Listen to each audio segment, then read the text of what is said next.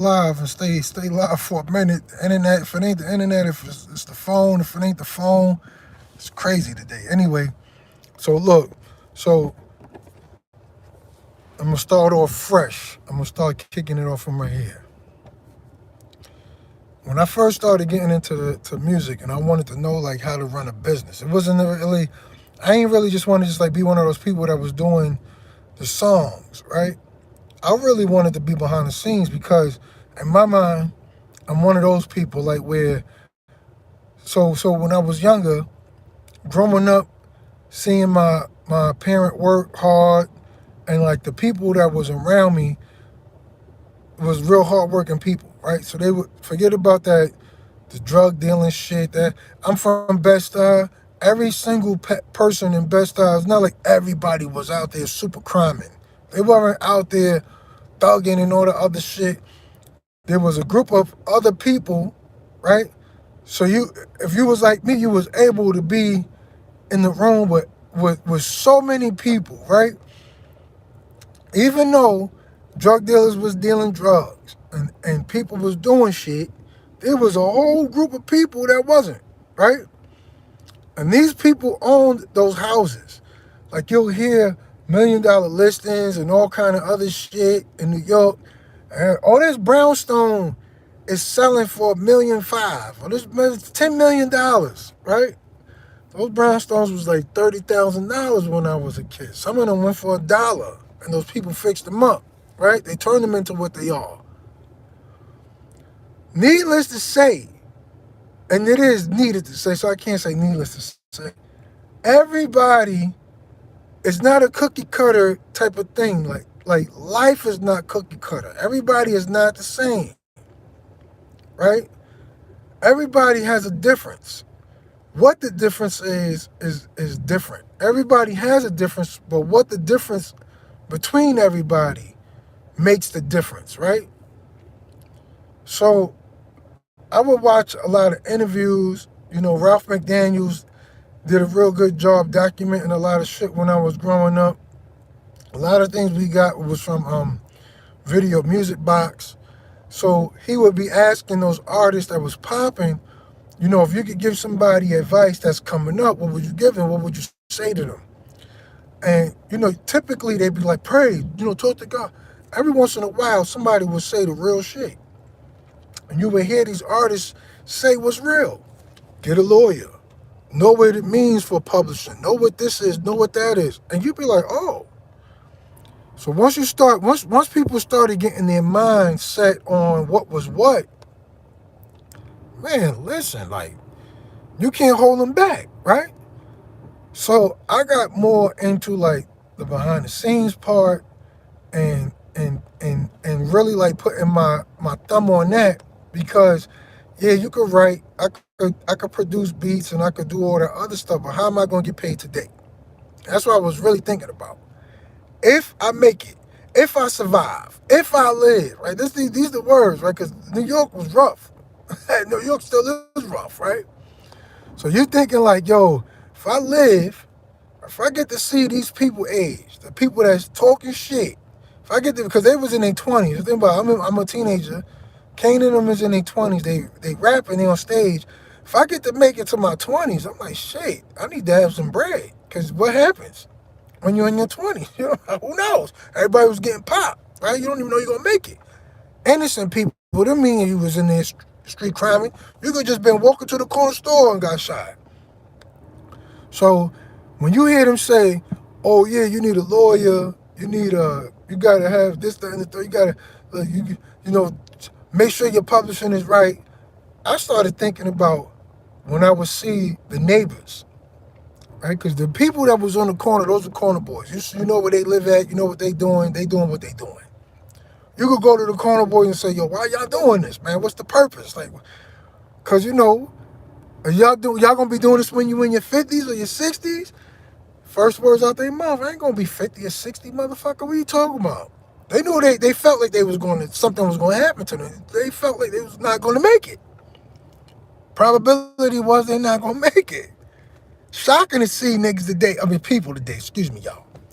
It's shocking, shocking to see people today, when you see them and you be like, oh, wow, I thought you were okay. Still ain't got shit to show for all they things that they was doing, right?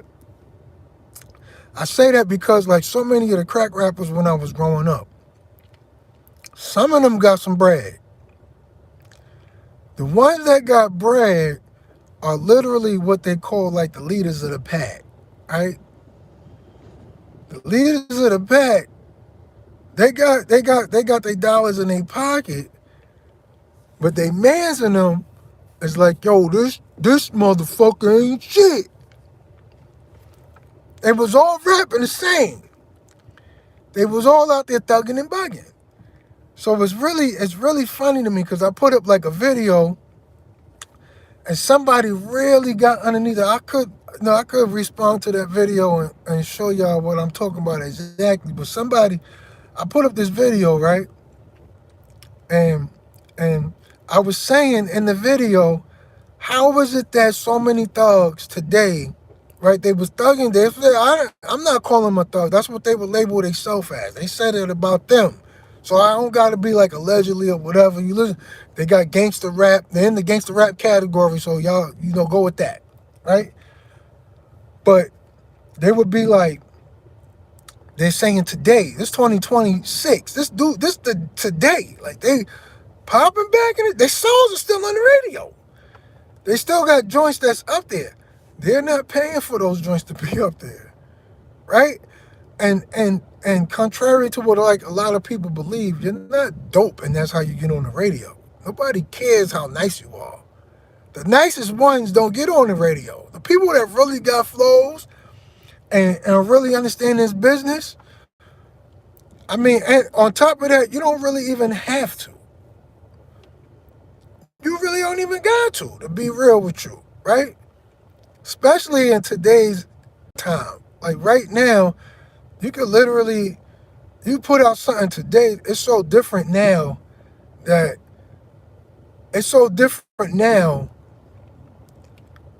you could survive without no problem. So let me get into what I was saying. So like the other rappers, like, Big Daddy Kane, he had out his joints.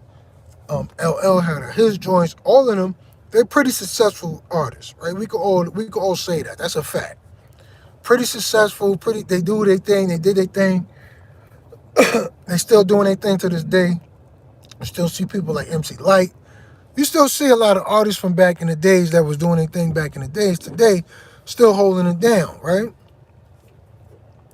They living their life. They doing good. Good for them. It's funny that you see them. They living their life. They doing what they doing still. But the ones who are the crack, I'm telling you, the crack rappers. Listen to these words what I'm saying. I don't know what category Big Daddy Kane goes under. To me, he was pretty much a hardcore artist. He put out good street music. Very, very, inspirational. Rakim, inspirational. You know what I'm saying? Some of my rhymes, I gotta say, it's a lot of rhymes that you listen to, and you can feel the influence that comes from artists from back in the days. A particular song that made you want to write, a particular song that gave you the inspiration to do what you was doing, right? The crack rappers are crying. I find it hilarious. So this is what I was saying. I know I'm going all over the place, right? I put up a post not too long ago. I was asking in the post, how is it that so many crack rappers today are complaining about the deal they took from back in the days when they'll say in the raps that they put out, all they did with the money was turn around and bought more crack. They went and bought cocaine, they went and bought shit, and they put it out in the streets. How were they complaining? Like, where's this complaint coming from? How they don't got the money their boss got? Incredible, right? Somebody responded and said pretty much there was predatory loans and it was taken advantage of. The crack rapper, right? Because somebody like me, I feel like we're around the same age. Some of them are younger, some of them are older. But we all seen those interviews from people like Big Daddy Kane or MC Light. Maybe y'all didn't get to have that pleasure. I don't know. If you're in a different state and you didn't get Video Music Box, maybe you didn't get to see those interviews. I don't know. I'm gonna say you was able to, or maybe you could archive it, but you can't because today maybe because it's the internet and you could Google what I'm saying, or you could come up on on a tube and then you could look it up and see those interviews from back in the days. But right, I'm saying that because when you listen to their raps and they say, I took that money and flipped it on birds, ba ba bang bang bang, right? I did this, that, and the third. That's what they saying. One, they snitching on themselves. And two, they're telling you they took their money. They didn't do the Robin Hood thing. They didn't take that money, go back to the hood, fix it up. Because they'll be like, yo, where I'm from, fucked up, it's fucked up. They had the opportunity. It's like being that baller. When you're on the court and they give you that deal to become the baller, do you not fix your community? Do you not put your community together and just do what they gotta do? Or do you do that? To me, it sounds like they fumbled the bag. That's what it sounded like to me more than anything else. But the person was like, yo, it was basically a bad deal. They got taken advantage of. It's not fair for me to say stuff like that. I couldn't understand it because, like, if you're going to say somebody like Jay-Z comes out the gutter, he makes his moves, he becomes a billionaire, but you're on his platform, you're with him. You throwing up the same thing he throwing up. You with him. But you going to say that you couldn't do what he did. I'm just throwing out an example. I'm not saying that. I'm just using that as the camp because it's easier to talk about shit y'all know because there's so many other people out here. It's a lot. It's not just them. It wasn't just that group, right? It's a lot of people out here like that. Like so many people that from when I was younger, right? They would put out these rhymes, man, and they put out the rhyme. Those when you listen to their rhymes, right? They're not the ones who you would be like are conscious rappers. Even the conscious rappers, to me, was the same. They had their niche is their niche. In other words, so they talk about what they talk about. They say what they say, and it is what it is. But the crack rappers, I got to keep going back to them because the crack rappers in 2026 are talking about the reason why they don't have money today. I don't got no bread because my boss set everything up wrong. I don't see how that worked, or how is that like a reality. And I'm not taking up for anybody who was the leader, right? I'm not taking up for nobody like that because they gave you the deal the industry told them to give you. They could have given you any deal they wanted. There was other leaders and other packs that got the deal that they wanted, and they were able to give the people that was with them such great deals where those people today, you don't even hear no complaining about all of them, right? The ones who didn't sell, you could hear them complaining, but most of the people on the roster, they like, I'm doing good, I'm doing okay from rapping, right?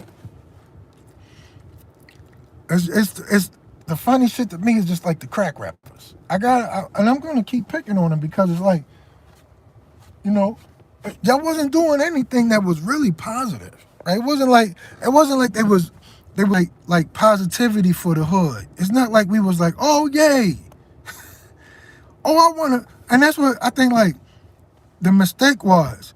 Like if you gonna go see somebody that's promoted, like that's what they would call them, like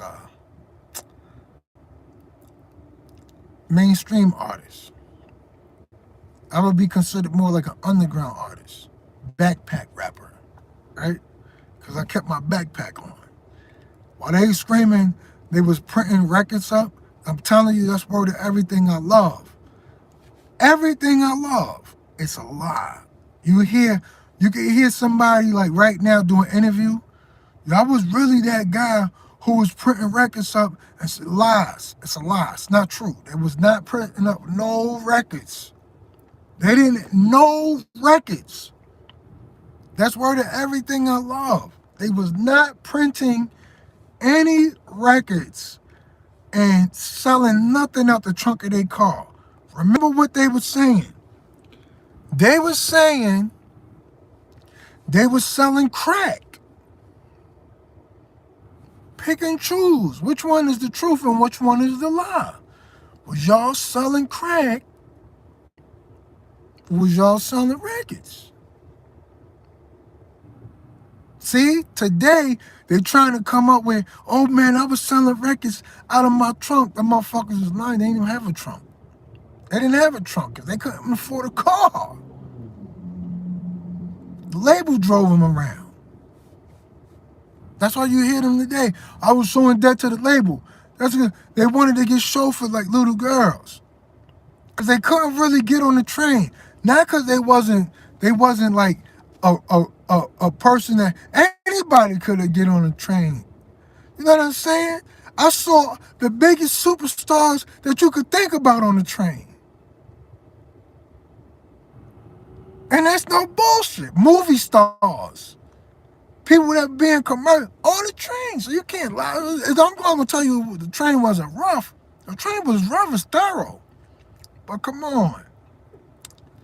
It was a cleanup for New York. So it was not, the train wasn't like shitty always. It was rough, you know what I'm saying? But people was able to get on there and ride. They had transit police and all kind of shit. But it's the crack rappers. The crack rappers. And I'm not talking about like the bosses. Like I said, the ones who they claim was the boss or the leader of the pack. The one that they claim is the one who was, the one that they talking shit about. The one they saying sat in the leader's chair and they like he's a billionaire or he got hundreds of millions of dollars off of their back. It's hilarious to me that they're the victim today. Today they're the victim. But if you listen to their raps, you listen to those, hey, you listen to all that shit. You listen to those raps, right? They're not Robin Hood. They're not the people from back in the days that was like, yo, yay, let's bring this community up, right? Let's make sure that the community looks a lot better. Let's make sure, because look, I'm rapping, right? They're talking about selling bricks. While I'm rapping, I got friends getting paid from bricks for real. But not those bricks you talking about, right? They was selling the bricks that was on the front of buildings. And I'm like, how the fuck y'all getting money from the bricks in front of the buildings? Because what they would do was, they would buy those buildings from selling other buildings. Or houses, whatever. Right? So I said, shit. If I'm going to shift into anything that's going to make sure I'm getting money when I'm 50, I'm going to do real estate. Y'all didn't know I was going there. I was like, I'm going to do real estate because wow, that's what my peoples was doing. They my age, right? They did a lot of stuff behind the scenes, threw a lot of parties, made money throwing those parties, took that money, invested in the community, and today they don't get chased away, right? Them crack rappers from back in the days, who they going on the block to see? They killed everybody, literally. Either by the gunshots that went down, right? And I'm not making these videos for kids, so we talking some adult shit right now. So from the gun violence that went down, or literally people OD'd, or they just died out because they was using drugs. So these people wasn't like, I don't look at them, even to this day, I'm not like, yo, that dude right there, thorough. I love that guy. No, no. They was fucking up the community, man. Right. So even if they wasn't selling it, they was encouraging other people to do stupid shit. Right? So it's like, it's funny to me today, they're victims. They're the victims of the music industry. When we had pioneers, right? We had the people that came in right underneath we're talking about first level shit, right? The people who came in right under the initiator. So here it is. Say like Curtis Blow is an initiator. He's one of those people that actually, like you talking about foundation, Russell Simmons foundation, all these people, that's the blueprint, in other words, right? The next crust comes in right underneath that. Still the 1980s, the late 80s now. These people coming in from the 70s and the 80s, right? You got the people that's coming in right after them, the 80s and 90s crew. And those people doing interviews telling you, make sure you get a lawyer. Make sure you got your shit structured in a way where everything works out for you later on in life. Because they're starting to get older now, right? Because here come the 90s, and here come the 2000s. Now the 90s and 2000s, the boom for them, right? You'll hear somebody, I'm an 80s baby, I'm an 80s baby. Okay. So because you was an 80s baby, you saying, yo, I got my advance, and I went and bought 18,000 bricks and put them in the street. We all knew they was lying, right? We call that the lie stage, for real, right? Because, you know what I'm saying? If you listen to Ain't No Half Steppin' from Big Daddy Kane, or She's Just a Friend by Biz Markie, or you go to De La Soul, OC, Organized Confusion, you start listening to those songs, oh, that's a party. A motherfucking party. It's like, oh shit, like you listening to the joints that they got, you like, oh, okay, Fudge Pudge, come on. You be like, I can't dance, but I could do the dance that they was doing, because they was just dancing like regular men, like just two-stepping it really. Not they putting a little to it, you know what I'm saying? You got Mary J. Blige came out, she had her songs. You listening to that? We in the clubs. Keep Sweat. You listening to that? If you're in the basement, you can't wait for a slow jam to come on so you get a little dance with a shorty. You know what I mean? But crack rap comes in. Yo, I'm gonna keep fucking with them because you so savvy in the street, right? You gotta think about that shit for real. Y'all swear to God, you so savvy in the street, right? They swore that they was like really like in the streets, and they was really like doing their thing. Y'all savvy enough to go see Poppy. That's what they shit was, right? Think about these words. I go see Poppy and get a brick, and then go back in the streets and sell it. Da da da da. That's they rap. They rap. They listen, right? They was rapping that shit. I guess that brick ain't stretch. Cause right now, I'm gonna keep fucking with them. I'm not gonna stop. You can show this to them. Send it to them right now. That's word of my mother. Right? Because to me, I told y'all, and I would say that, like I'd be in offices and they'd be like, yo, how you feel this dude? I don't fuck that dude, man. That motherfucker's a liar. No, he's not, man. That motherfucker real. No, he's not. No, he's not. Or no, she's not. They're lying. It's entertainment. And that part, right? You could be like, all right, they're entertainers. They're entertaining. It turned out to be more than entertainment because they started to shift shit. They were living the life of a street hustler, and now the street hustler is trying to live the life of this fake rapper, right? The entertainer. This guy's entertaining. Entertaining. Because if you think about it, they're encouraging your dumb ass to get out there and do some shit. You're going to go out there, get a brick, put the brick on the block, right? And you're gonna go out there, you're gonna get this brick, you're gonna get the block and push it on the block, right? And then you're gonna sell this brick. Just like the feds was watching them because they was talking shit, the feds are now watching you. Cause you was following that shit. And now you doing an asshole full of time. But they still rapping.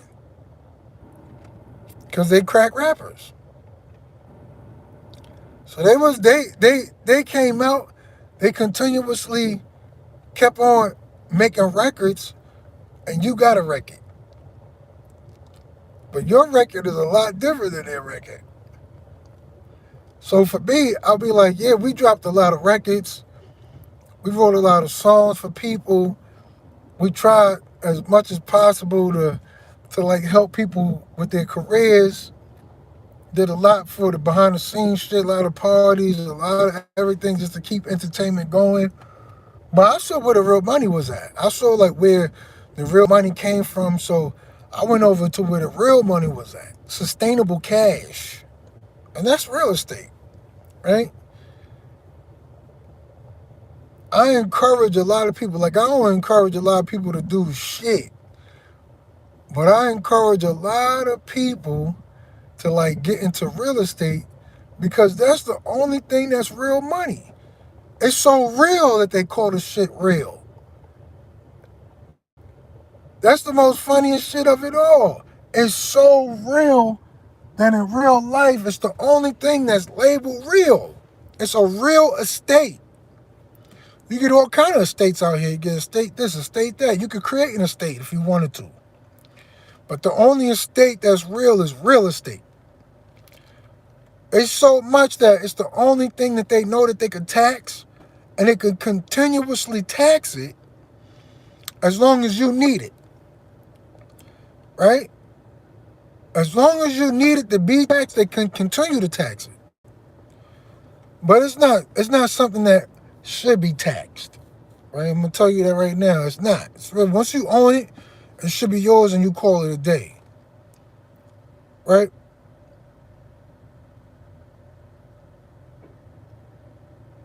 Real estate could take you to a place where if you need to like open a restaurant, you don't gotta sell crack. And this was the shit. I learned this. This was something that I learned growing up. When I was younger, and I was looking at the dudes who was doing what they was doing, but then I was talking to the people who was actually living their life. They would say to me, "Think about this." And this was one. It was one person who actually they said it. I don't think they know that they said it, but they were saying it to me like how they was in the streets and they was really doing street shit. And they got the opportunity to do one deal. One deal. It wasn't even like, it wasn't something that is a traditional real estate deal. It was squatters inside of a house. The deal was they needed these squatters to get out the house. It wasn't like they had to resort to violence. They went over there, they talked to the person when the landlord couldn't. The landlord couldn't talk to the person. So they was able to go over there, talk to the person, give the person money to move. The person, that's how broke they were. They didn't want to be in this decrepit house. They didn't want to be there and not have anything. They wanted out. They just couldn't get out. They didn't have the money to get out. They was living worse than paycheck to paycheck. It's a lot of people out there today still in the same thing, but this is the 1900s. They couldn't get out, so this person went offered them some money. The money that the landlord offered them to get them out, they offered them that money, and they still had some money left over to go buy a house, so that's what they did. That was their entry into real estate. From there, they went and got their license. They started to bust their ass. They got money. They did their thing. And things turned around for them. Things changed, right? Thank God they did what they did because they was able to start a nice corporation and do everything that they needed to do and get so like popping with real estate, their life changed, right? Their life changed. They had a life changing moment. To me, they turned into the Robin Hood of the day, and they really moved on and did some real hot smoking shit, opposed to the crack rappers. Opposed to those crack rappers from back in the days, right? The people who you see today lying in interviews, still, still lying in those interviews to this day. There's people that dead ass, they telling you, yo man, I was riding around, you know what I'm saying? I'm the one that started this. I started. They ain't start shit. They ain't start. It's a dude right now. He out there like, yo, I started the mixtape movement. If it wasn't for me, mixtapes wouldn't be popping off. You're lying. DJs started mixtapes. DJs. If you wanted to get somewhat like if you wanted to get your feet wet, there's DJs that you would go seek. Because every DJ had their own audience. 10,000 records, 20,000. It might not be a big number when you think about like you in a city of millions of people. But if you get on a unit and move 10,000, you get on another one that moves another 10. That's 20,000 units right there. The next batch ain't gonna have the same people go by it as the other one, because now there's new people that got introduced, and that's what was happening, right?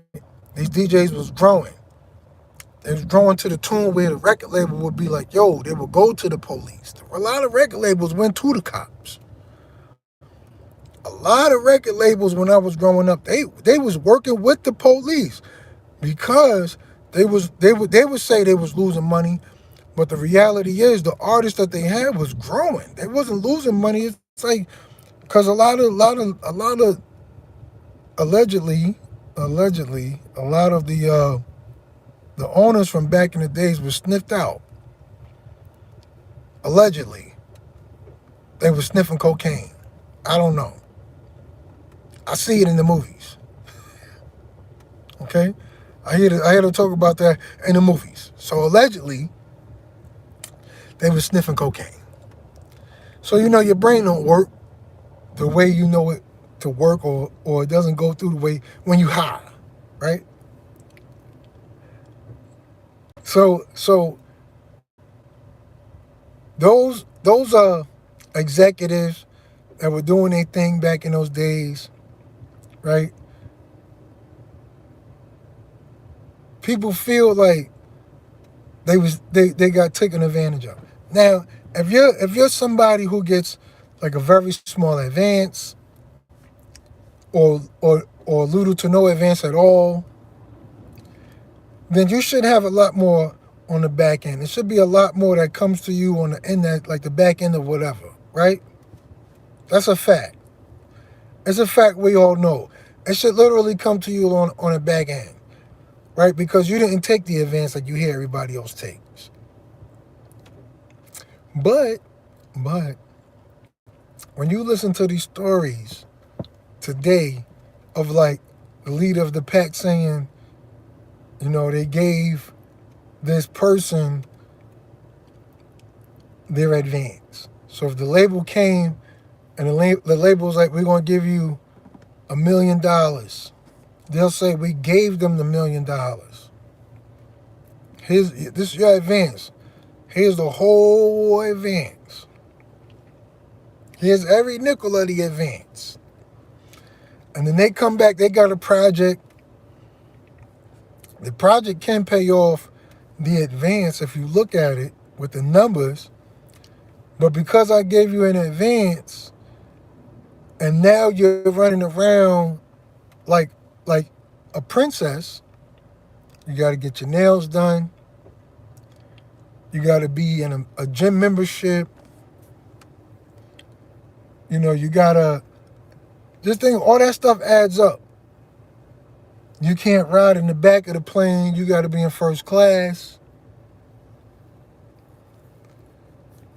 All these things add up. So yeah, you got the million in your hand. You turn in your project. They got behind the project. The project makes money. And you're like, all I ever got was the advance. You got $1 million from off of that. And then you could have, and then you had the opportunity to do all the shows.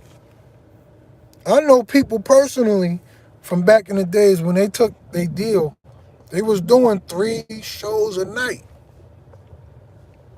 And when Big first popped off, I think that's where people really started to understand work ethic. People were hungry. People was like, yo, I'm gonna be able to like do what I gotta do. I'm gonna be able to get that money the way I need to get my money. Because this man is working in such a way, right? That they was like, yo, I could do this. I'm gonna get this bread. And they did. They did. To me, Big was like an ultimate entertainer. Because was he living in the streets? He was. Did he walk away from the streets? I don't gotta say allegedly, because I know him a little bit. Did he walk away from the streets? He did. He walked away. Cleaned up his life. And a lot of other people were able to look at that, clean up their life, and do the same thing. Now, for me, it was like that's why I pick on the crack rappers, because it was like y'all was doing shows. Y'all was doing shows. If the boss was an entertainer, he on stage, he doing his thing. You was able to go on that same stage with that boss, rock and roll, just like that boss, make the money just like your boss. Now the boss could have made $100,000 for the show and then broke you off 10, and he had to break everybody else off and walked away from the night $40,000 or $50,000 in his pocket, or 30, something like that, because they gotta break that 100,000 down, right? Everybody got paid. Yeah, the boss may have walked away with the bigger chunk, but at the same time, as you see the smart young ones today, and you got to applaud the young brothers and sisters that's coming up today in today's time, because they're showing the people from yesterday what they should have been doing. Yeah, you're going to be able to go ahead and say, I need $1 million for the show, but everybody got to get paid out that show. So you're going to walk away with a good check, because you know how to now break down that pie, right? Same pie, different day, different artists doing what they got to do. Not saying that the boss was showing. That's the thing that's crazy to me. They mad at the person who they was calling their boss, right? They mad at that person because they like, so they don't got no money. How you mad? I don't know. Because I guess that brick, like I said, that brick didn't stretch as long as you thought it was going to stretch. But the rappers from back in the days who literally like, yo,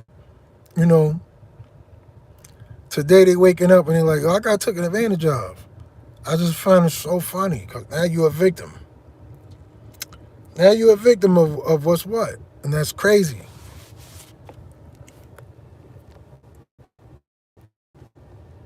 That's crazy. Yo, shout out to all y'all that came through real fast, man. I'm gonna continue this right here, because why not? I like talking shit. But you know what? I'm gonna come back later on and talk shit. It's lunchtime. I'm gonna go get something to eat.